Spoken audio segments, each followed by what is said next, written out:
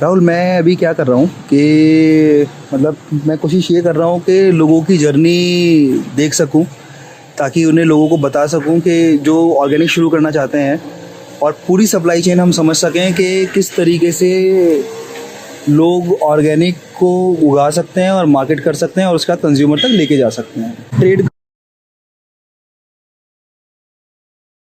कर रहे हो ऑर्गेनिक का, है ना, मतलब प्रोसेसिंग एंड ट्रेडिंग।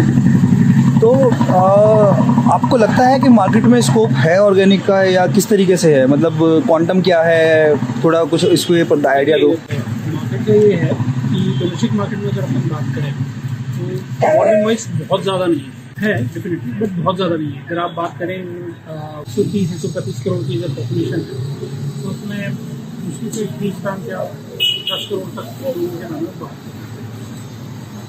10 करोड़ तक लोगों का बता सकते हैं कि इतने लोग हैं, इससे ज़्यादा है नहीं। पर दो तीन हिसाब की अवेयरनेस बढ़ती जा रही है धीरे धीरे। अब इसका इशू ये है कि कॉस्ट थोड़ा इशू है।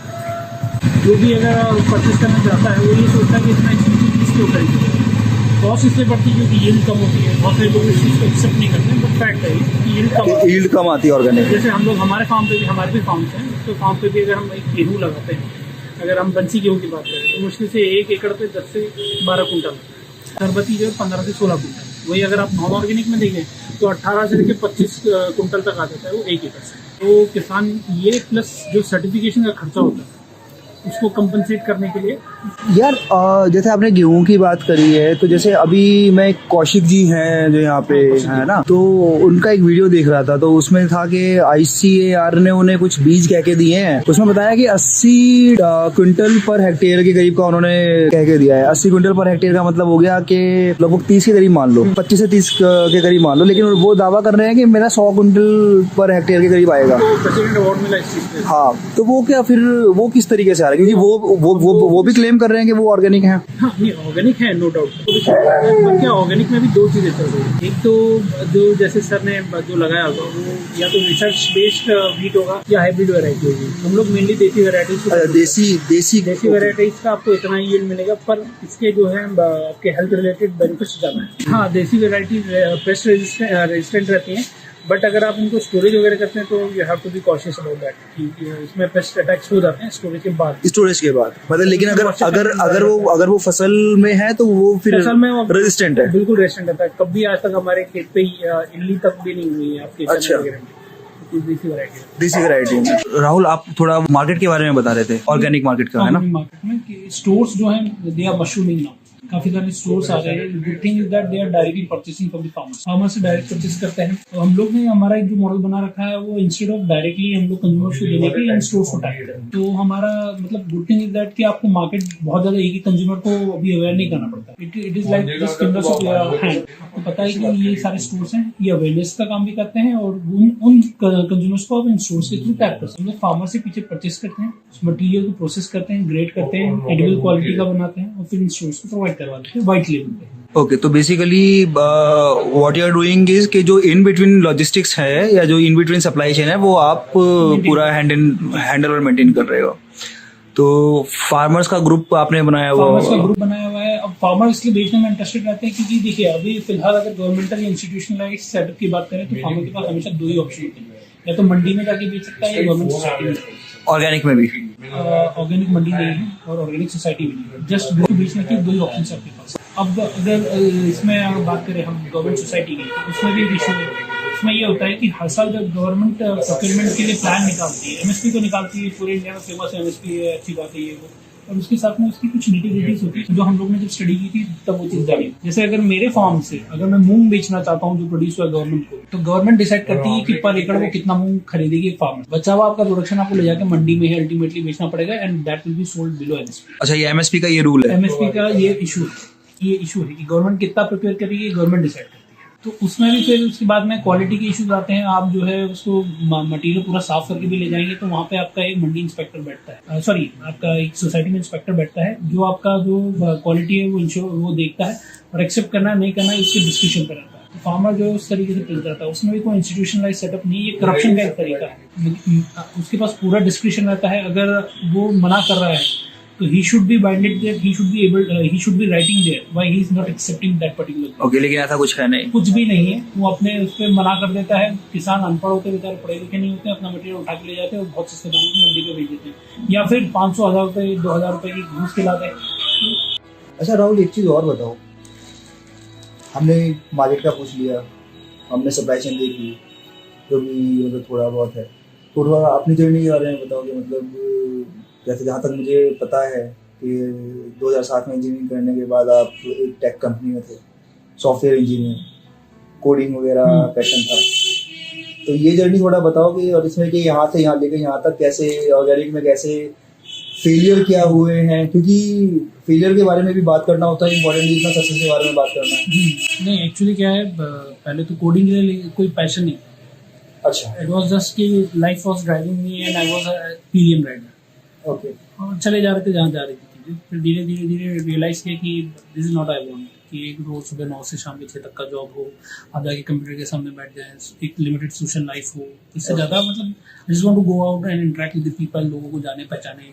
तो मेरी सिस्टर जो ऑलरेडी फार्मिंग कर रही थी, अच्छा, तो पहले इथोपिया में एचआर थी, तो इथोपिया में। अच्छा, तो वहाँ से उन्होंने जॉब छोड़ा and she came back. Actually से हमारी मदर को कैंसर हो गया था, तो इट वाज लाइक एक रीगैदरिंग हो गई थी पूरे घर में कि क्या है क्या नहीं है, और over the period of time we lost our mother. Okay, तो उसके बाद में फिर हम लोग, दीदी ने स्टार्ट कर दिया फार्मिंग करना कि नहीं ऐसी चीज़ें की जाए जो मतलब ये जो पेस्टिसाइड वगैरह इतना कंटेंट रहता है आपके फूड में, लोगों को नहीं पता है, उससे अवेयर भी किया जाए, और उसके बाद में आप वो भी चालू करें उसको लोगों तक पहुंचाना कम से कम दामों में।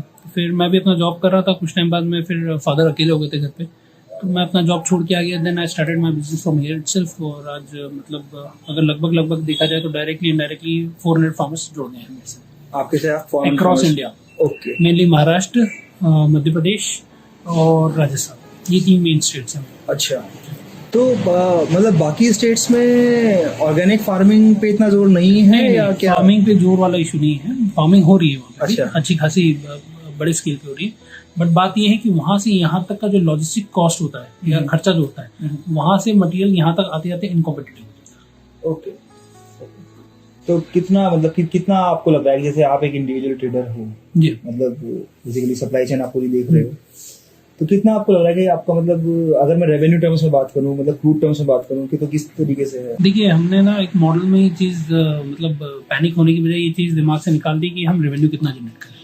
हम लोग कंसंट्रेट करें कि हम पर ईयर कितना टन बेच रहे हैं। अच्छा, हमने हमारा कॉन्सेप्ट चेंज कर दिया, अपने आप वॉल्यूम्स बढ़ता जाएगा, रेवेन्यू जनरेट होता चला जाएगा। तो अगर हम उस टर्म्स में बात करें तो जैसे 2019 जनवरी से हमने स्टार्ट किया था मेनली, तब से लेके अभी तक हमारा करीब 130 टन के लगभग हो चुका है।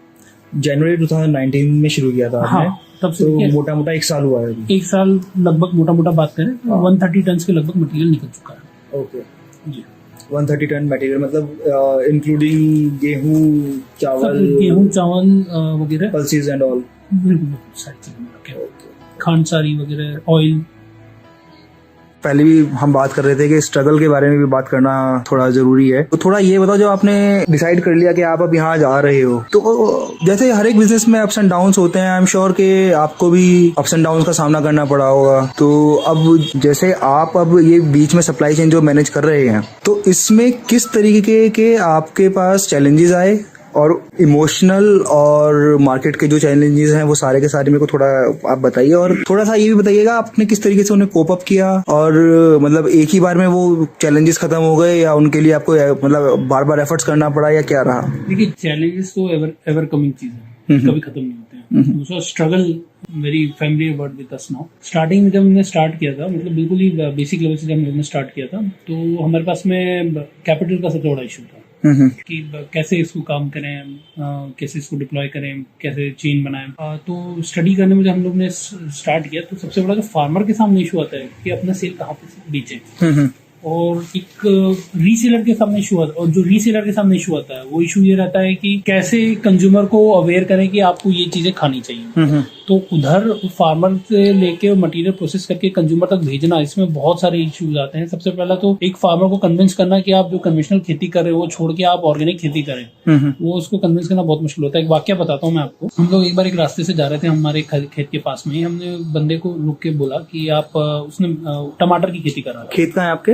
हमारा खंडवा के गांव है खालवा, अच्छा, वहाँ पे है। ओके। वहाँ पे आजू बाजू के 7-8 गांव है। किसी से भी आप पूछेंगे रेणुका माता मंदिर कहाँ है खालवा में, कोई भी आपको बता देगा। वो उस मंदिर, वो हमारे खेत पे है मंदिर। ओके। द्वापर युग का मंदिर है और जीर्ण अवस्था में है। अच्छा। पर नक्काशी वही आज भी द्वापर युग की है। ओके। और उन्हीं के माता जी के नाम से हमने सारे काम चालू किए। ओके। है ना, कंपनी माँ रेणुका फूड्स प्राइवेट लिमिटेड है। अच्छा। तो फार्म माँ रेणुका फार्म्स। ओके। तो हम लोग वहाँ जा रहे थे, रास्ते में वो बंदा मिला, उसको ये बोला कि आपने सारे बेड पे यूरिया डीपी डाल दिया है, आप ये 1 बीघा छोड़ दीजिए, इसको बाजार में मत बेचिएगा, अपने बच्चों को इससे उगा हुआ अच्छी चीज खिलाइए। उसने हाँ कर लिया इस चीज को लेके। हम लोग थोड़ी देर बाद जब घूम गए तो वहाँ पे यूरिया डाल रहा था।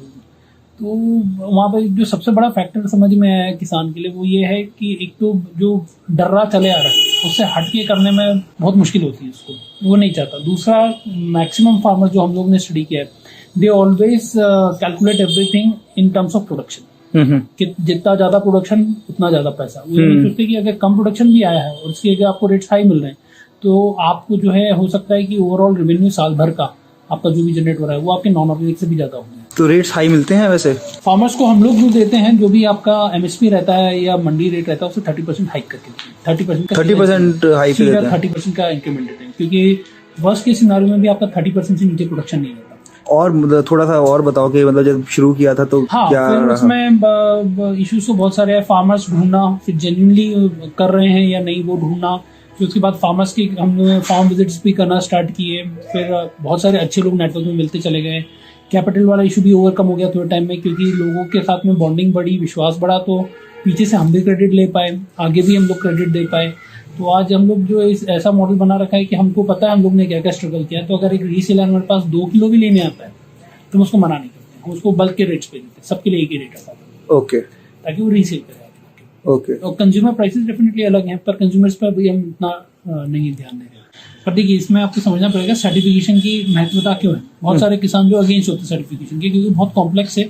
मैं भी मानता हूँ एक किसान के लिए इतना आसान नहीं होता है सर्टिफिकेशन लेना, कॉम्प्लेक्स है। ये गवर्नमेंट की रिस्पॉन्सिबिलिटी बननी चाहिए कि जो एक्सटेंशन सर्विसेज गवर्नमेंट प्रोवाइड करती है उसके उसी तर्ज पे आपके पास में सर्टिफिकेशन भी होना चाहिए। कोई भी किसान अगर कर रहा है तो officer should go to them instead of किसान को जो ऑफिसर्स के पास आके 10 बार धक्के खाना। बिल्कुल।